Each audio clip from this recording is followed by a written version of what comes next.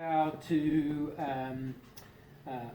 open up and then reattach the brake cable on a V-style rim brake. It doesn't matter what kind of bike you're on, whether it's a townie or a hybrid bike or a road bike. If it's a V-style brake or a linear pull brake with the cable coming into the brake caliper horizontally, this process will be the same no matter what kind of bike you're working on. So come on in a little bit. Let's just kind of get into the brake area itself.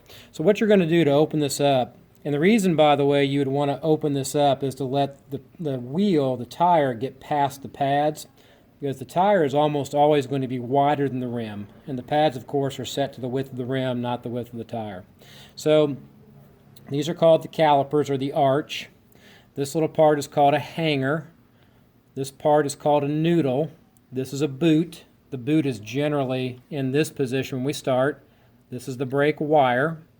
All right, so what you'll do is you'll slide the boot over, and then what you can do is you can either compress the caliper with your hand, or I can grab the noodle with my left hand, grab the arch with my right, push it in, and with my index finger I can flick that hanger down and I can free this noodle and the bell from the hanger. And what that'll do is that'll allow the brake to open up, and now the tire will pass. When you're ready to reassemble everything, put the wheel back in, close the arch up, and notice I'm not putting my hand on the opposite side. Working this hanger with my right hand, and I'm working that bell into the hanger. I'll give the brake a couple of squeezes.